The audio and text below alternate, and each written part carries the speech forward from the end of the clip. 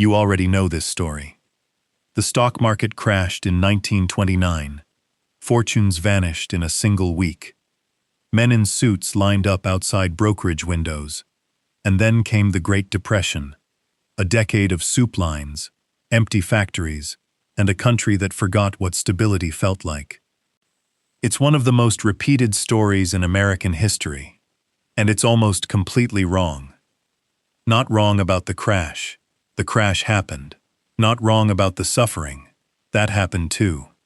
What's wrong is the idea that a stock market crash, on its own, was ever powerful enough to starve an entire nation for 10 years. Here's what almost nobody tells you. There was a fire already burning inside the walls of the American banking system before the crash was ever heard. The crash didn't start that fire. It just knocked the building hard enough for people to notice the smoke. Before we go further, let's be precise about what this video is, and what it isn't. This is not a story about secret bankers pulling strings behind closed doors. It's not a story about a hidden group that wanted the country to suffer. The people who ran the Federal Reserve in 1929 were not villains twirling a mustache. They were officials who made a series of decisions, and failed to make others, inside a young, untested institution. That failure was institutional and systemic, not personal, and definitely not a conspiracy of any kind. And this doesn't erase what you already know. The crash was real. The suffering was real. What you're about to hear doesn't replace that story. It adds a missing piece to it. So here's the question underneath everything.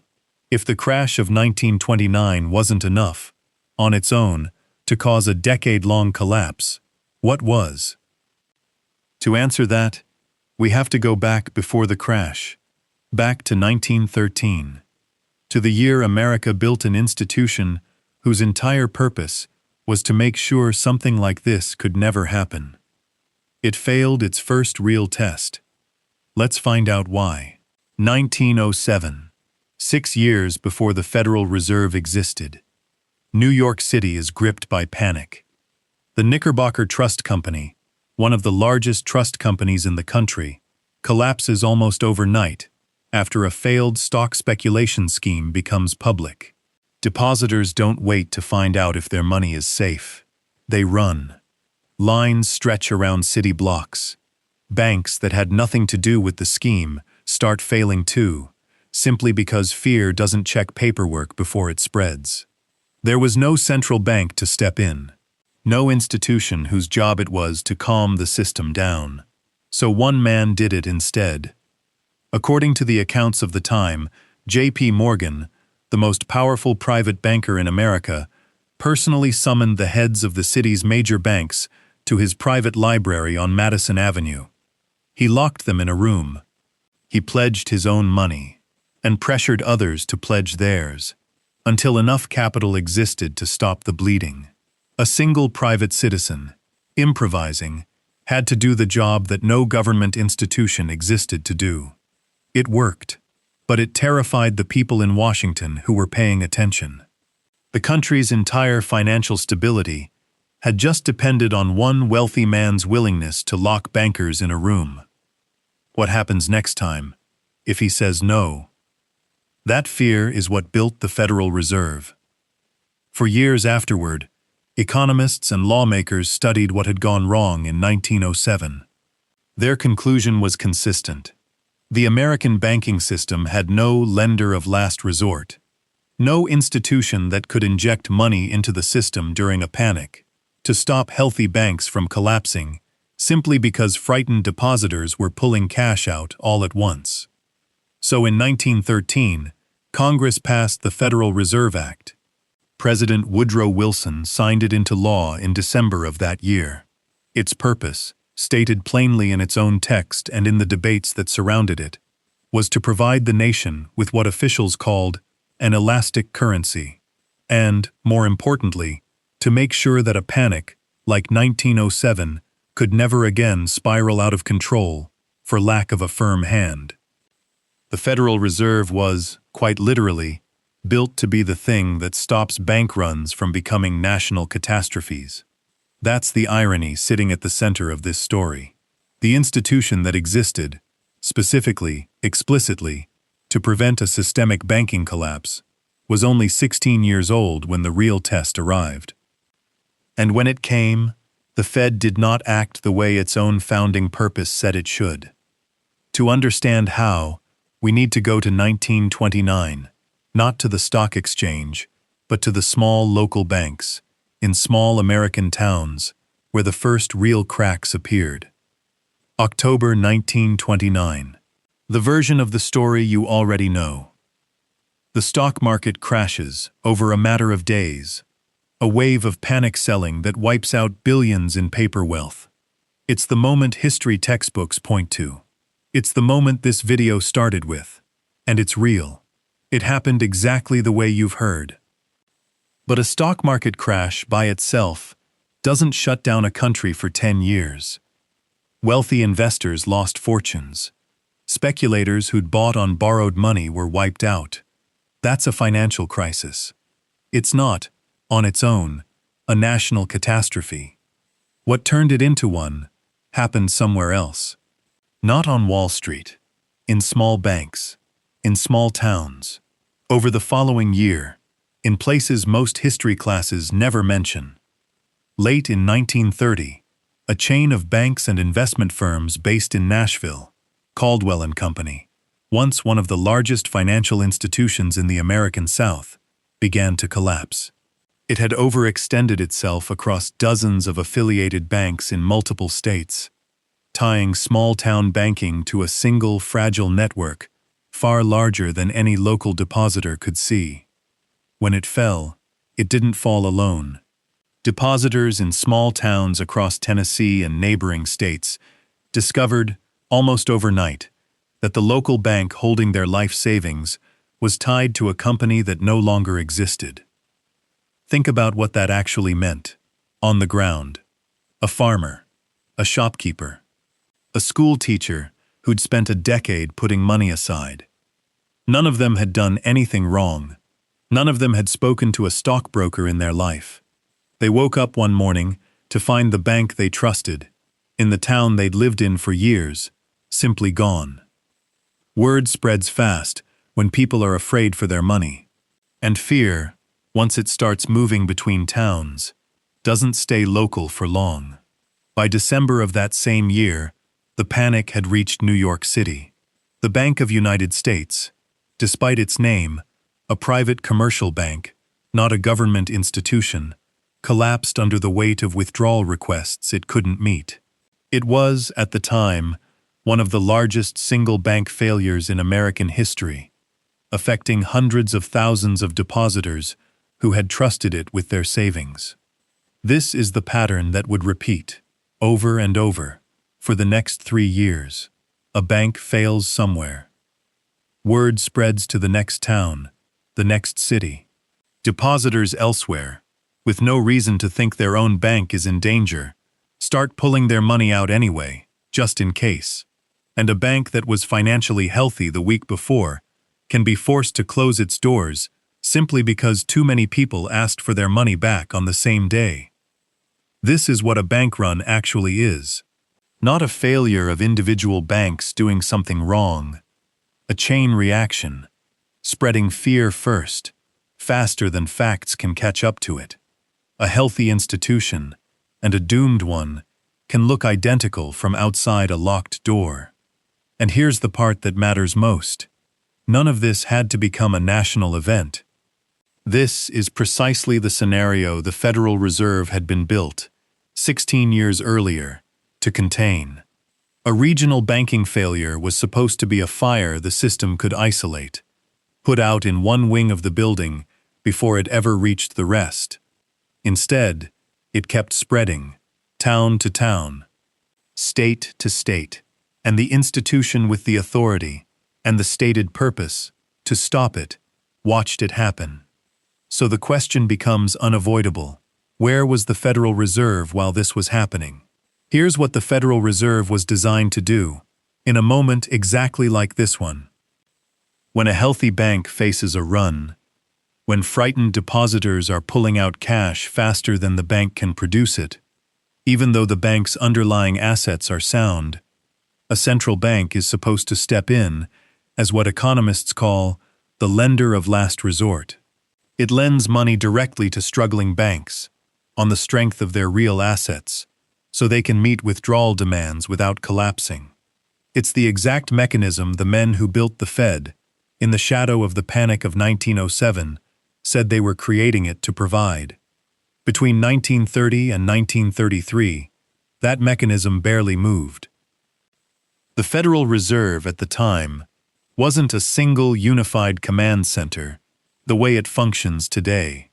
It was a system of 12 regional reserve banks, each with significant independence, overseen by a board in Washington, with far less centralized authority than it would later gain.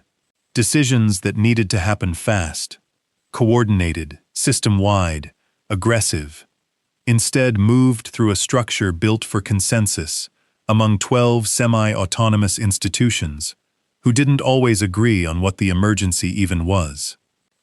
And within that structure, an influential philosophical current was ascendant. One economic historians would later describe as liquidationism. Its core belief, held by several figures inside the system, was that the weak banks, failing during the crisis, were simply being cleared out. That the panic, however painful, was a kind of correction the economy needed to purge before it could recover on its own. Bad debts, bad banks, bad decisions, burn them off, and something stronger grows back. Under that view, aggressively pumping money into the system to save failing banks wasn't rescue. It was interference with a process some officials genuinely believed had to run its course, no matter how many small-town institutions it took down with it. So, bank after bank, the Fed's regional banks largely declined to act as the aggressive lender their own founding charter empowered them to be. Some individual reserve banks extended limited emergency lending in scattered pockets, but there was no coordinated, forceful, system-wide effort to flood the banking system with the liquidity it needed to stop the runs from cascading from state to state. Picture it from inside one of those small-town banks. The manager knows his loan book is fundamentally sound. Farms, homes, local businesses that will eventually repay what they owe, given time. But none of that matters if 200 depositors are standing outside his door on a Tuesday morning, demanding cash he doesn't physically have on hand. In a functioning system, he could turn to his regional Federal Reserve Bank as a source of emergency funds, borrowed against those same sound assets, buying enough time for the panic to pass. Institution by institution, town by town, that lifeline mostly failed to materialize at the scale the crisis demanded, and the manager was left to watch his own bank die of a disease it didn't actually have. Multiply that scene by thousands, across nearly every state in the country, for 3 straight years. By 1933, the cascade had become a full-blown national collapse. More than 9,000 banks failed across the United States.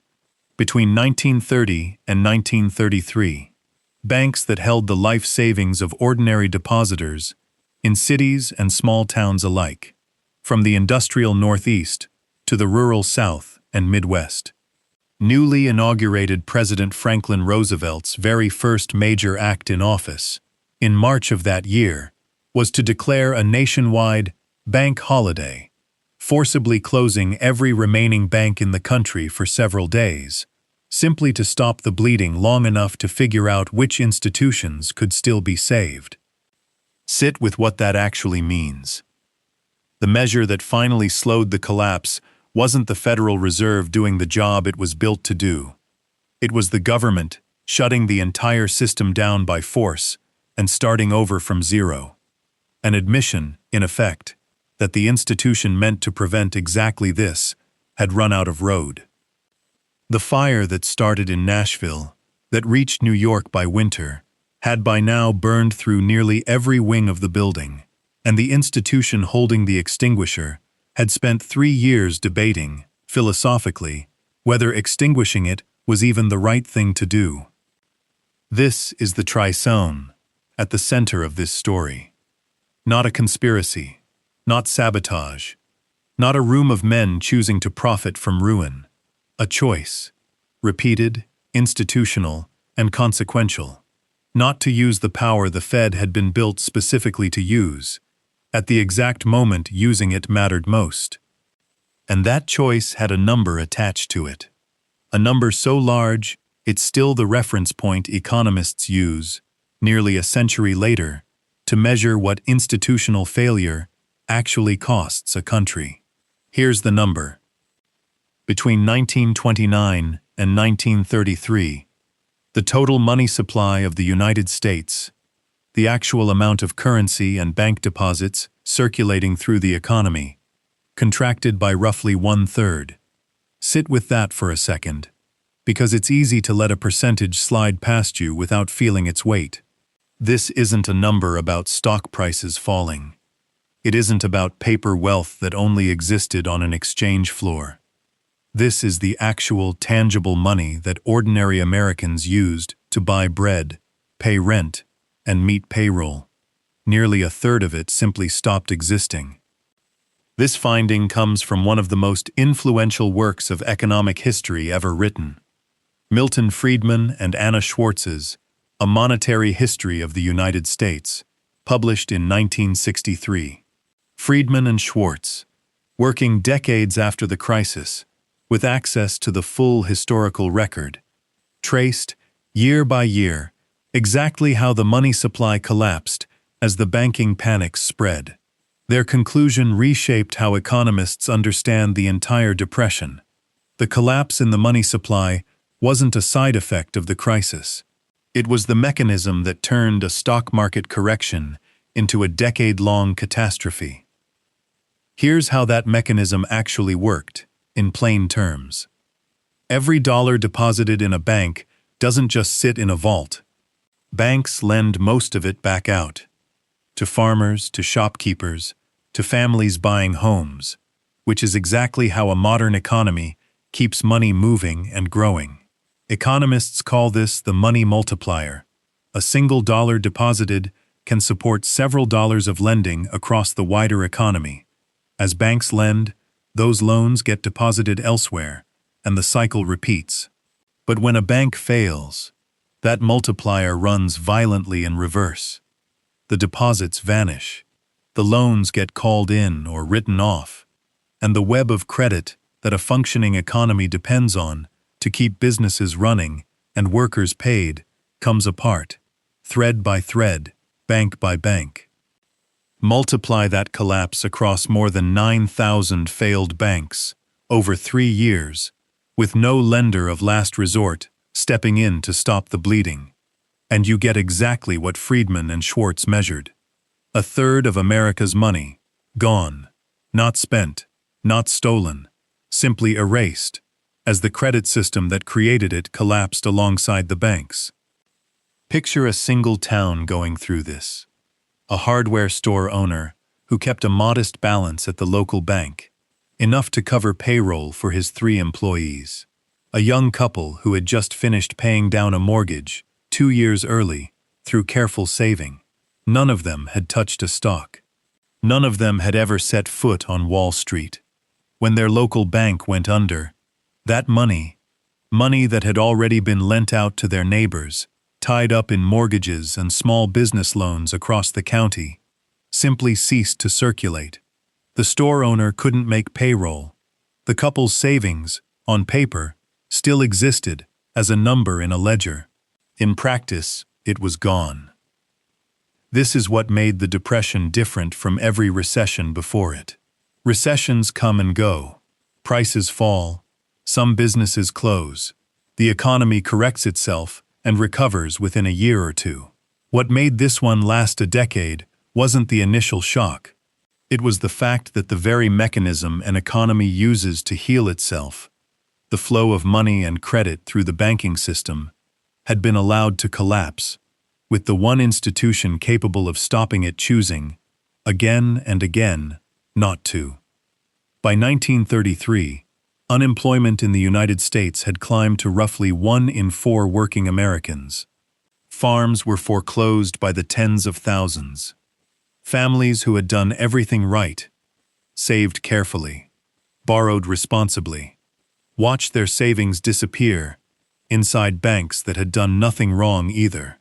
Banks that simply got caught in a fire they had no way to fight alone. Some economic historians have pointed to a related thread worth naming here. Countries that abandoned the gold standard earlier in the crisis generally recovered faster than countries, including the United States, that clung to it longer, since the gold standard itself limited how freely a central bank could expand the money supply to fight a panic.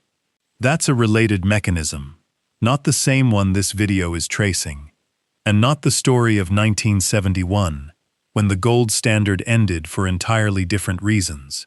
But it points to the same underlying truth. The tools to stop this existed.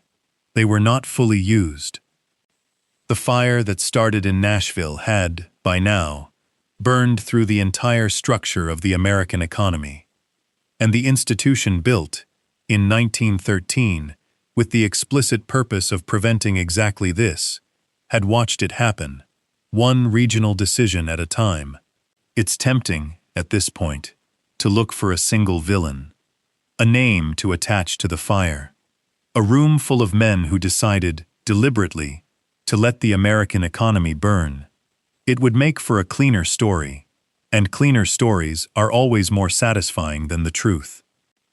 But history is rarely that simple, and this one certainly isn't. There was no single decision, no single meeting, no single person who chose to let a third of America's money disappear. There was a young institution, structured for consensus instead of speed, staffed by officials who genuinely believed, many of them sincerely, that letting weak banks fail was the price of a healthier economy on the other side. They were wrong, but they weren't villains in the way that word usually means. They were an institution that failed its first real test, for reasons that were philosophical and structural, not sinister. And none of this erases what you already knew walking into this video. The crash of 1929 still happened, exactly the way you learned it. The suffering of the 1930s was still real, still devastating, still the defining hardship of an entire generation. Nothing here replaces that story. It adds to it, the missing piece of why a stock market correction became a 10-year catastrophe, instead of a bad year that the country walked off. Here's what you know now, that you didn't know at the start of this video.